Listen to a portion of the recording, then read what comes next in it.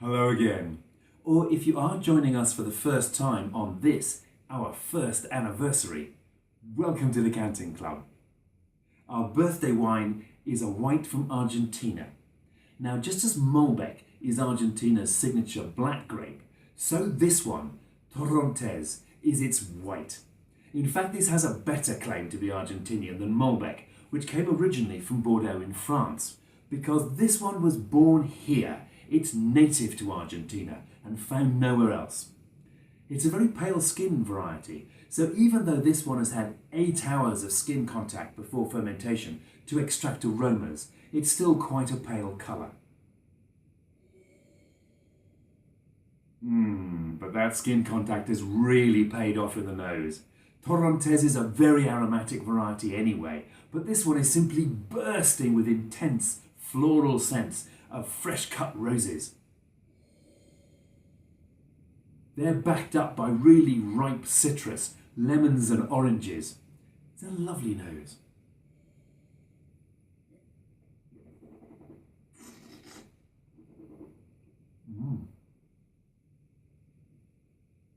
Gosh, now that's dry but full-bodied. But the crisp, refreshing acidity and the complete absence of any oak on this stops it all from being too heavy. In fact, this is really clean and refreshing, especially for this grape variety.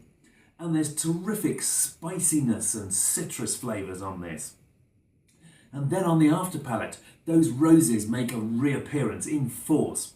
But not just the flowers. There's a vegetal quality about the flavours, as if the leaves and stems are in there as well. That kind of follows on from that fresh cut roses thing that was on the nose. Lovely stuff. And finally, a Torrontes that I actually like. I must confess that this has not been my favourite grape variety. Its intense aromatic quality often makes it a bit over the top and one-dimensional. Or perhaps I should say two-dimensional, because even though this grape is well suited to the hot Argentinian climate, it can still be a bit flabby and requires usually acidification in the winery, like almost every other white and a great deal of the reds in this hot country. This isn't unique to Argentina, the same sort of Chile and South Africa and Australia. But acidification has to be done with a careful hand.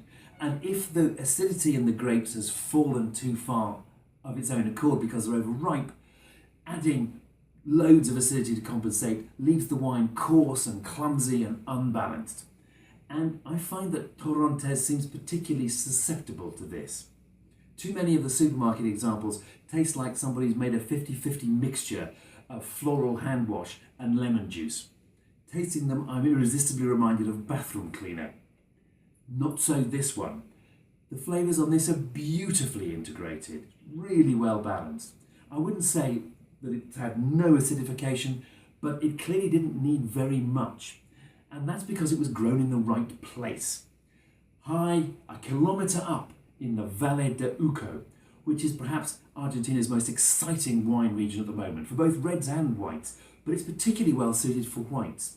Although part of Mendoza, very much red wine country, the Valle de Uco is higher and further south. There's more seasonal variation and there's more of a difference between the hot days and the cold nights. And it's those cold nights that preserve the acidity in the wine. And it's not just the balance on this, so you haven't got a collision between acid and perfume going on. There's also much more to this than the rose petals you traditionally find on Torrontes. There's that spiciness, that was terrific, the lovely orangey citrus and that intriguing leafiness, especially on the finish.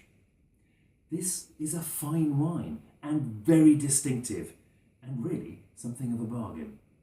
Cheers.